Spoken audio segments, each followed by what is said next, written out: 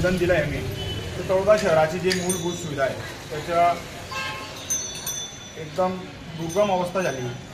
तर आम्ही असं एक निवेदन सोडलं आहे. 9 मुद्दे आणले होते की जे आपले वैकुंठ रथ आहेत त्याचं आत्तापर्यंत लोकार्पण झालं नाही आहे. प्रशासन बसल्यानंतर तळोदा शहराची एकदम खराब अवस्था झाली आहे. वैकुंठ रथ आहे आपला, त्याची लोकार्पण झालं नाही आहे. मग शौचालय असतील त्याची एकदम दुर्गावस्था आहे. प्रशासनाची तानाशाही आहे डायरेक्ट असं वाटतंय. ते त्याच्या मनात आलं ते करताय तळोदा नगरपालिका प्रशासन बसल्यानंतर. आदिवासी सांस्कृतिक भवन असेल त्याचे कर वाढवण्यात आले. मग ज्येष्ठ नागरिक हॉल असेल तो ज्येष्ठ नागरिक हॉल कमी आणि जंगल जास्त आहे, फॉरेस्ट ऑफिस लागतो तो, अशी सुविधा असं ज्येष्ठ नागरिक हॉल आहे आपला. सामाजिक उद्यान नाही, नगरपालिकेच्या डम्पिंग ग्राउंड येतो. आत्ता तुम्ही जाऊन पहा, अशी अवस्था तळोदा शहराची झाली. तळोदा शहरामध्ये गडरी नाही आहेत. पाणी तर गडरी काय आणि पाणी कुठे आहे तेच माहिती नाही आहे. आदिवासी बहुरेले आहे त्याच्यामध्ये अजिबात सुविधा नाही आहे. एकदम गडरी, पाणी कुठं आहे तर गडरी कुठं आहेत. शौचालय पाहिले, लाखो रुपये वाया गेलेत नगरपालिका तळोदा शहराचे शौचालयाच्या नावावर. अशी व्यवस्था आहे की तिकडे कोणी 3 धारा मुताला जाणार नाही, अशी तळोदा शहराचे शौचालय आहेत.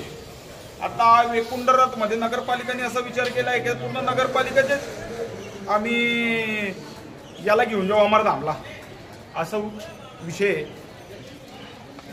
जागोजागी गल्लीत कचऱ्याचे साम्राज्य आहेत. पतदिवे तर बाप एवढे मोठे लावलेत आणि असेच सुरू आहेत की विचार करण्यासारखं गोष्ट आहे. एक पतदिवा तळोदा शहरात सुरू नाहीये. आपला वारसा म्हणून घेणारे आपण स्मारक चौक म्हणजे 5 कंदिलेच्या लाईट बंद आहेत. नगरपालिका तीही 5 लाईट खाऊन गेली. आपले गेट आहेत, प्रवेशद्वार तयार झाले तेव्हा असं वाटायचं, एवढा आनंद वाटायचा तळोदा शहराला. प्रवेशद्वार झाले, उद्यान झालं, सामाजिक भवन झाले, एवढा आनंद वाटायचा की विचार नका करू. की असं वाटायचं तेव्हा की 40 वर्ष माणसाचं लग्न झालं तेव्हा त्याला आनंद वाटतो, तसं आपल्याला आनंद वाटायचा तळोदा शहराच्या लोकांना.